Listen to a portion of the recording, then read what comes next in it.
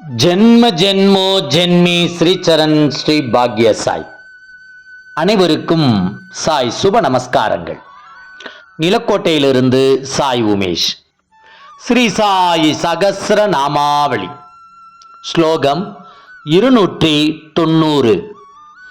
ஓம் கதிசூசகாய நமக. வழிகாட்டுகின்றவருக்கு நமஸ்காரம். நல்ல கதி பெறும் வழி தமக்கு மட்டும் தெரிந்திருந்தால் போதுமா?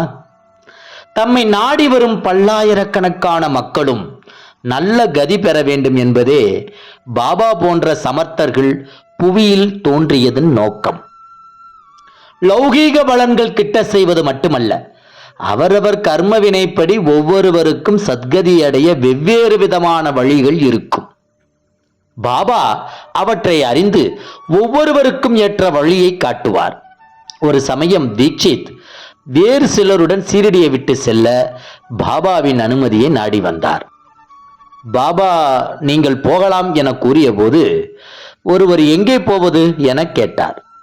பாபா அவ்விஷயத்தை ஆன்மீகத்தில் திருப்பி மேலே என பதிலளித்தார். ஸ்வர்க்கம் அல்லது இறைவன் என்று பொருள் கொள்ளலாம். அதற்கு வழி என்ன என்று கேட்டபோது பாபா கூறுகிறார், பல இடங்களிலிருந்தும் பல வழிகள் உள்ளன. இந்த இடத்திலிருந்தும், அதாவது துவாரகாமா என்னும் மசூதியிலும் இருந்து கூட ஒரு பாதை உள்ளது. ஆனால் பாதை தடங்கள் நிறைந்தவை. வழியில் புலிகளும் கரடிகளும் காணப்படும்.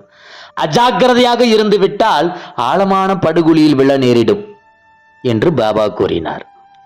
தீட்சித் பாபாவிடம் வழிகாட்டி ஒருவர் இருந்து விட்டால் என வினவ, பாபா அப்படி இருந்தால் ஆபத்தோ கஷ்டமோ இருக்காது, புலிகளும் கரடிகளும் விலகி சென்று விடும் என்று பதிலளித்தார். இப்படி சூசகமாக தாம் ஒரு ஆன்மீக வழிகாட்டி என்பதை தெளிவுபடுத்தி விட்டார் பாபா. ஜெய் குரு சாய். நற்பவி சாய் ராமா. ஜெய் குரு தேவ தத்தா.